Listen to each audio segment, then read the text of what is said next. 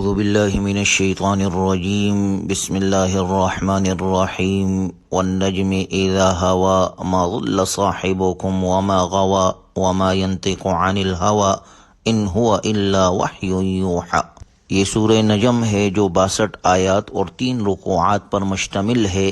نجم عربی میں ستارے کو کہتے ہیں، اور چونکہ اس سورت مبارکہ کی پہلی آیت میں ستارے کی قسم کھائی گئی ہے، اس لیے اس سورت کا نام سورہ نجم ہے۔ اس کے پہلے رکوع میں اللہ تعالیٰ نے محمد الرسول اللہ صلی اللہ علیہ وسلم کی نبوت اور وحی کی حفاظت اور وحی لانے والے فرشتے حضرت جبرائیل علیہ السلام کی قوت اور ان کی رؤیت کا تذکرہ فرمایا ہے۔ اللہ کا ارشاد ہے وَالنَّجْمِ إِذَا هَوَى، قسم ہے ستارے کی جب وہ گرے۔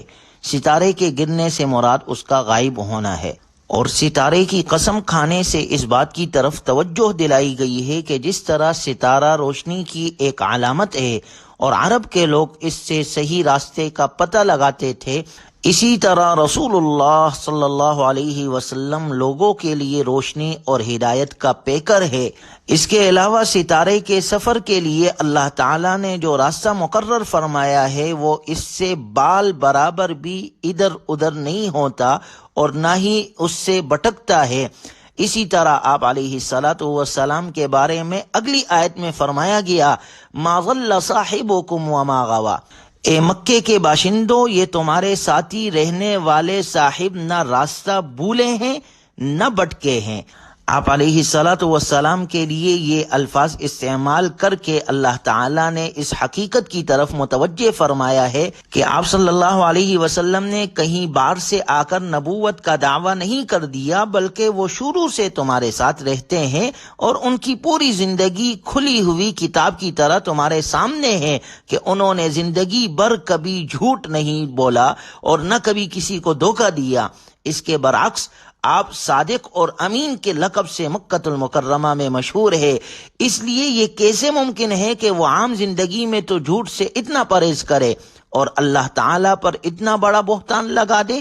یہ ہو نہیں سکتا۔ اس لیے اگلی آیت میں اللہ نے فرمایا وَمَا يَنطِقُ عَنِ الْهَوَىٰ إِنْ هُوَ إِلَّا وَحْيٌ يُوحَىٰ، یہ اپنی خواہش سے کچھ نہیں بولتے، یہ تو خالص وہی ہے جو ان کے پاس بھیجی جاتی ہے۔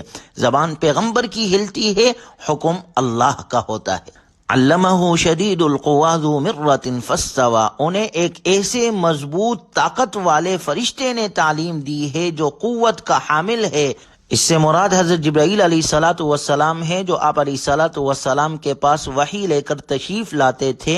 ان کی طاقت کا خاص طور پر ذکر فرما کر اس بات کی تردید کی گئی ہے جو کافروں کے دل میں آ سکتی تھی کہ اگر کوئی فرشتہ ہی وحی لاتا ہے تو اس بات کی کیا ضمانت ہے کہ درمیان میں کوئی شیطانی تصرف نہیں ہوا۔ اس آیت مبارکہ کے ذریعے سے یہ بتلا دیا گیا کہ وحی لانے والا فرشتہ اتنا طاقتور ہے کہ کوئی دوسرا اسے اپنے مشن سے نہیں ہٹا سکتا۔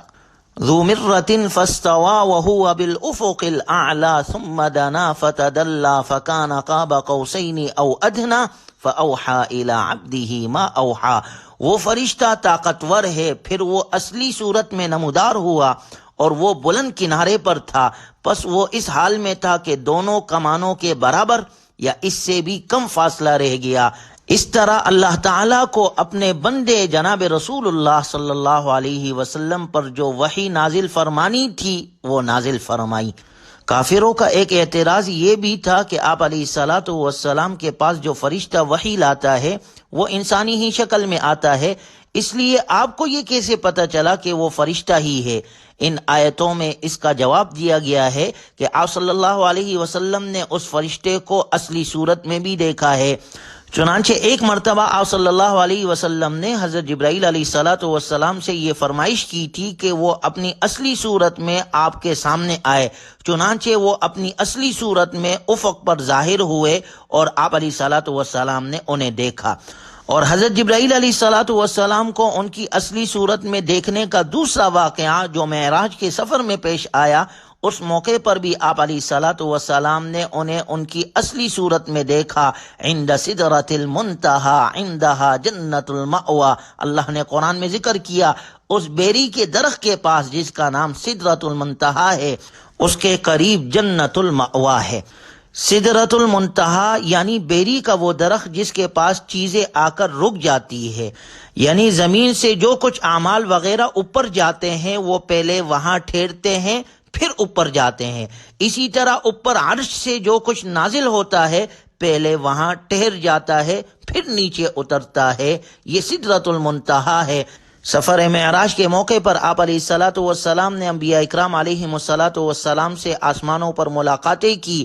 آپ صلی اللہ علیہ وسلم نے حضرت ابراہیم علیہ الصلوۃ والسلام کی ملاقات کا تذکرہ کرنے کے بعد فرمایا کہ پھر مجھے سدرۃ المنتہا کی طرف لے جایا گیا کہ میں نے وہاں پر بہت ساری چیزیں دیکھی، جس کا ذکر اللہ نے سورہ نجم کی اس آیت مبارکہ میں بھی فرمایا، لقد رأى من آیات ربہ الکبریٰ۔ تحقیقی بات یہ ہے کہ آپ علیہ الصلوۃ والسلام نے اس سفر معراج میں جنت، جہنم، بیت المعمور اور سدرۃ المنتہا جیسی نشانیوں کی زیارت کی۔ اگلی آیات میں مشرکین کے بتوں کی مذمت کی گئی ہے، افرأیتم اللات والعزی ومناۃ الثالثۃ الاخری۔ لات، عزا اور منات یہ تینوں بتوں کے نام ہے جو عرب کے مختلف قبائلوں نے مختلف جگہوں پر بنا رکھے تھے اور ان کو خدا مان کر ان کی عبادت کی جاتی تھی۔ قرآن کریم کہتا ہے کہ ان کی حقیقت بے جان پتھروں کے سوا کیا ہے، پھر ان کو خدا ماننا کتنی بڑی جہالت کی بات ہے۔ اور پھر اس کے ساتھ مشرکین کی ایک بری خصلت کا ذکر ہے، الکم الذکر ولہ الانثی، کیا تمہارے لیے تو بیٹے ہو اور اللہ کے لیے بیٹیاں؟ مشرکین مکہ فرشتوں کو خدا کی بیٹیاں کہا کرتے تھے۔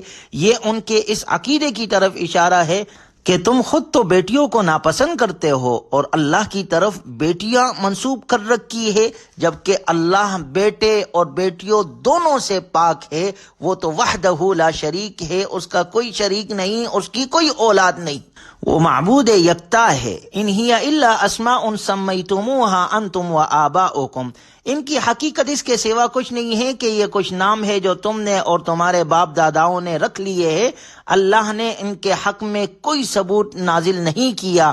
یتبعون الا الظن وما تهوى الانفس، در حقیقت یہ کافر لوگ محض وہم و گمان اور نفسانی خواہشات کے پیچھے چل رہے ہیں۔